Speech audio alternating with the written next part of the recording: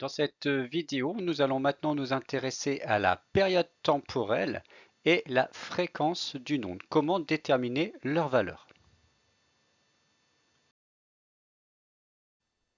Alors, je reviens ici sur l'exemple de la corde et maintenant je vais m'intéresser au temps que met un point de la corde pour faire un aller-retour dans la direction perpendiculaire à la propagation de l'onde, c'est-à-dire un aller-retour dans la direction transversale.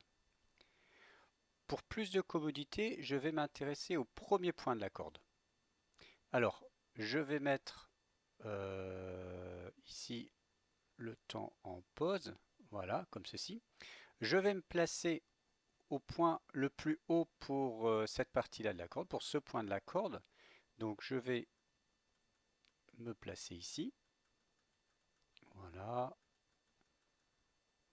Voilà. Donc là, le premier point de la corde est est à la position la plus haute. Je vais mettre en route le chronomètre et je vais voir le temps que met ce point à faire un aller-retour à sa position initiale. Donc je vais relancer la lecture. Hop, je mets en pause pour pouvoir me placer précisément au point de départ.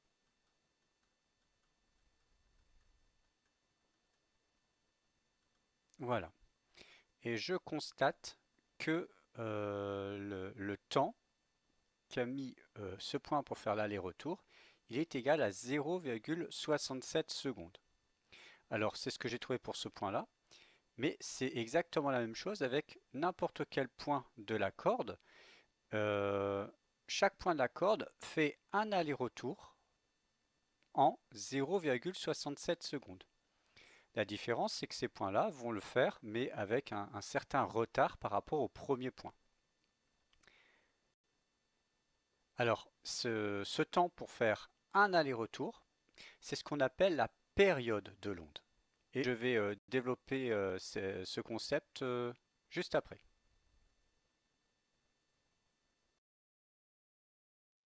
Alors, je vais préciser les choses concernant la période dont je viens de parler à l'instant. Il s'agit bien d'une période temporelle. En fait, chaque point de la corde oscille, comme ceci, de manière transversale. Et en fait, par exemple, ce point de la corde, il met donc 0,67 secondes pour faire un aller-retour, c'est-à-dire pour revenir dans son état vibratoire du début. Alors concrètement, comment déterminer la période? Si je ne dispose pas d'une petite animation, si je ne peux pas le déterminer on va dire, directement comme ça, eh bien, on peut relever les positions d'un point de la corde au cours du temps et tracer un graphique comme vous voyez ici. Concrètement, on mesure l'élongation, c'est-à-dire la distance d'un point de la corde par rapport au repos, au cours du temps. Et ici, par exemple, c'est ce que j'ai fait pour le premier point de la corde. Ici, à 0 secondes, je vois que l'élongation est de 10 mm. À 0,1 seconde, l'élongation est à peu près, est un peu au-delà des 5 mm, etc., etc. Et donc, on peut tracer ce graphique qui donne l'élongation au fur et à mesure du temps. Et par conséquent, je vais être capable de déterminer la période temporelle ici en sélectionnant, un peu comme on l'a fait avec la longueur d'onde, un motif élémentaire. Ici, je vais prendre, comme je l'ai déjà fait, une montagne à l'endroit, enfin une demi-montagne à l'endroit et une demi-montagne à l'envers. Et ici, l'écart temporel entre ces deux points, qui sont dans le même état vibratoire, eh bien, ça va correspondre à la période temporelle qu'on note grand T. Notez que j'aurais très bien pu prendre ces deux points-là les plus proches qui sont dans le même état vibratoire. Ces deux points-là, j'aurais obtenu le même résultat. Et on mesure à peu près une période temporelle de 0,67 secondes. Alors la période temporelle, en physique, on a tendance à l'appeler tout simplement période. Quand on dit période, tout simplement, c'est sous-entendu période temporelle. Vous avez déjà vu la période en classe de seconde. Et concept qui est associé à la période, c'est la notion de fréquence. Pour avoir la fréquence, il suffit d'utiliser la formule F égale 1 sur T. T doit être en secondes. En faisant le calcul, on obtient 1 divisé par 0,67 et on obtient 1,5 Hz. Alors, 1 sur des secondes, on devrait obtenir des secondes moins 1. Eh bien, des secondes moins 1, c'est des Hertz. Mais qu'est-ce que ça veut dire seconde moins 1? Ça veut dire par seconde. Eh bien, ça signifie que chaque point de la corde effectue 1,5 vibrations par seconde.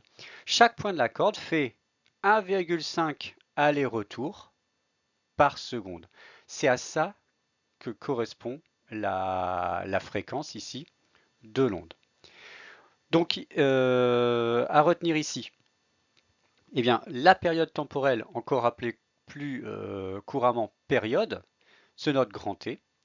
Elle correspond au temps, à l'écart de temps, à la durée entre deux points les plus proches dans le même état vibratoire. Vous pouvez retenir également qu'elle correspond au temps que met un point ici de l'onde à faire un aller-retour. Et la fréquence qui est associée se calcule à l'aide de la formule 1 sur T avec T en secondes, s'exprime en Hertz, et la fréquence, eh bien, ça va être le nombre d'oscillations, le nombre de vibrations de l'onde par seconde.